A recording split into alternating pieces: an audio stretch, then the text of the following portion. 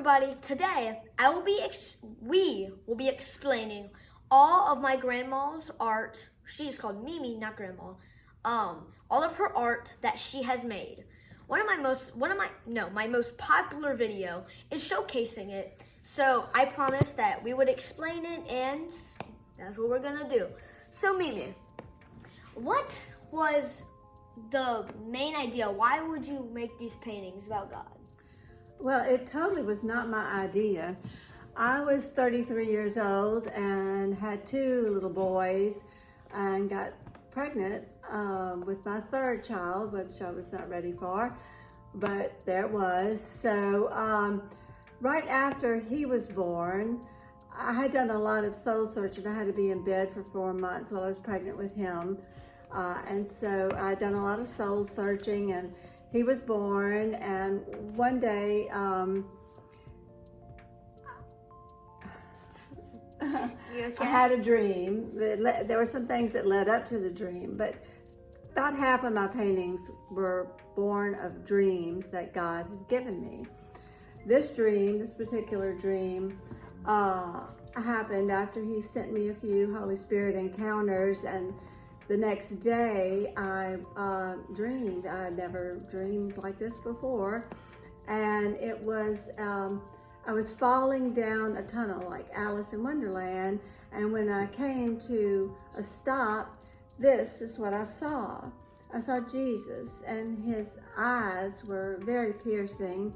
He looked like a reflection in brass, which I had never really thought about that before, but he looked like a reflection in brass. And I didn't immediately paint this dream afterwards. He was just looking at me like, okay, I'm watching you. He didn't say anything. He just, his eyes, you could see that he was really interested in what was going on in my life. So about 5 years later, and by the way, his daddy was 2 years old. 3 years old when I had this experience. And right after that, I got up from bed and I was taking a nap, and I walked into the living room while the baby was sleeping. And right then I looked up in the corner of the living room in the direction that I was walking, and boom, I had never heard of being slain in the Holy Spirit before. I was raised Presbyterian and Baptist, so this was a complete surprise and shock to me. I landed straight on my face. Wait, you were and I was slain in the Holy Spirit right then and there in my living room by myself. You were raised as a Baptist and stuff? My one set of grandparents was Baptist from Gloucester, Mississippi, and the other was Presbyterian from North Louisiana. Oh, wow, I see. So I came at this from a Presbyterian Baptist point of view, which was not very developed. I mean, we went to church all the time, but you know, it's not like being Catholic. Okay, so that basically explains half of her paintings. But what about the other half of her paintings? You said that half of your paintings are about a dream that you've had that God has given you. What about the other half of these paintings that you have? Well, at the same time, I had another dream. Well, this was a dream too, though. The other ones just come from lessons that he gives me. But the second dream I had was this painting. And I just figured out how to paint a dream 2 years ago when this whole Holy Spirit into our life started coming about. I'm 73, so that was when I was like 70 something. And so I started sketching it out in my journals, and this is what I came up with. Walking down the road into the dream, a door, an angel who is holding a key. He opens the door for me, and I walk into a space. This is me. I walk into a space where Jesus is sitting on a cloud. And I don't know where these things came from. I never studied this in the Bible, but these are the things he showed me to begin with. And close. What does that mean? I don't know. All right, we had a little interruption. My bad, everybody. But And the other way I Continue. the other way I get paintings is he brings usually he'll bring a canvas into my life. Either I bought him at a garage sale, this one and a couple others I bought at garage sales, and he just says, okay, now it's time to paint. So I'll be right back. I get the paints out and start painting when he tells me. What I've developed in the last couple of years since the Holy Spirit has really come back into our life is that I start a painting and then I look at it and he tells me, no, you need to fix this and you need to fix that. So I go back in and out of the painting until he's finished telling me what to do and how to do it. So that's how it happens. Is this one of your dreams? Actually, no. This one. Okay, good. Okay, good. So I was trying to find one that she didn't come from a dream. So this is an example of what she had just said. This one is not from a dream. This one's just one that God presented to her. There's a couple others, but they're kind of high, and I didn't want to bring them down. No, actually, quite often he'll show me a story in the Bible, and it catches my attention, and then he'll start revealing the scriptures that it comes from, and that's how we proceed with the process of developing the painting. Oh, wow. Many times I walk into my room and I have all my bed spread out with books and things I'm studying and my sketchbooks and that kind of thing. So each one takes quite a while. This has been 40 years that I've been working on these paintings, and they're like my children. So my little lessons from God. So now that you've explained why you've made these paintings, what's made you continue? Like, you've been doing this for quite a while, was what I've heard, and you're still doing it to this day.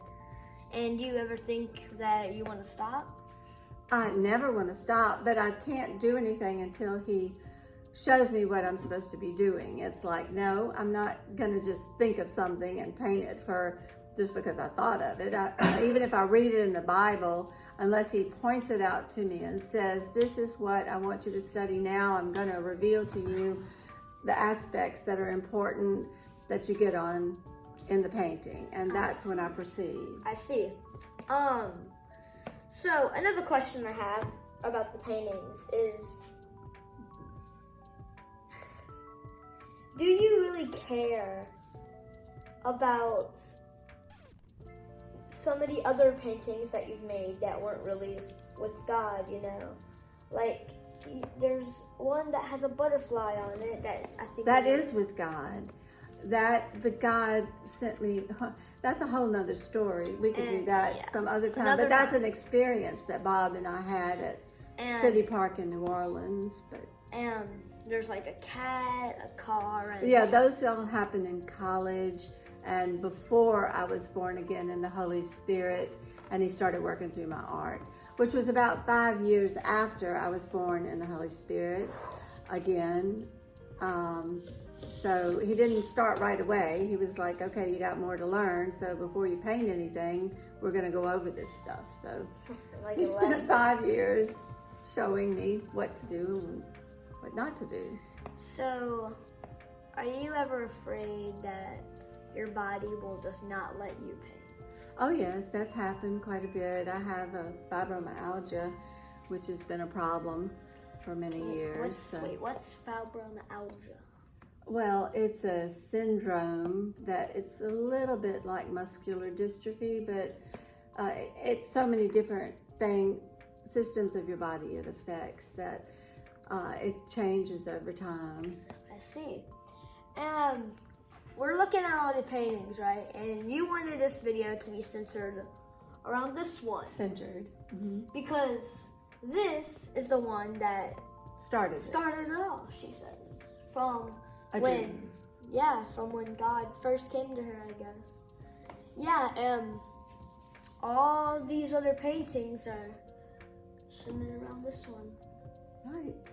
If she never made this one, who knows? Maybe no one would have ever been Catholic, and life could have easily been a whole lot different if God never came to her and asked her, Claire, would you paint this picture? Yeah, that's how it happened. When I painted this, actually, I had bought this canvas at a garage sale on Perkins Road. And you can see the pink color in the background. And what prompted me to put Jesus on this painting was the red spots on the head looked like his bloody crown. So that's how that painting started. I thought it was because this looked like Brad. I put this on later. I picked my frames mindfully. Yeah, I see that now because some of the paintings that she has, I'll show you in a second. It's gonna be long. No, I'm gonna show her. Your guys are gonna see a couple. Cause go watch the other video. I'm gonna link down below. If you want to know. Let me finish saying that I painted this one night when I had 3 little boys running around and Bob in the kitchen trying to get supper ready. And all of a sudden he said, "Okay, now it's time. So pick up your paints, pick up your brush, and let's get started." And boom, I don't hardly even remember painting it. But let's get started. I never went back in and did anything extra to it like I do now with a lot of paintings. But that's how it happened. And we lived in a completely different house than when I was born again. And we had moved to Baton Rouge by then. And so. I'm looking at half the paintings here, and some of them are like a year old. You know, I remember you painting these in Grand Isle and other places. Right. And some of these are 40 years old and 30 years old. It's kind of crazy, you know, how long that you've been keeping up this gig. And a lot of other stuff. So, yeah. Well, before we give this a wrap, I would like to show all the people some of the more important paintings that you've done that you think really shout to you, you know? Okay.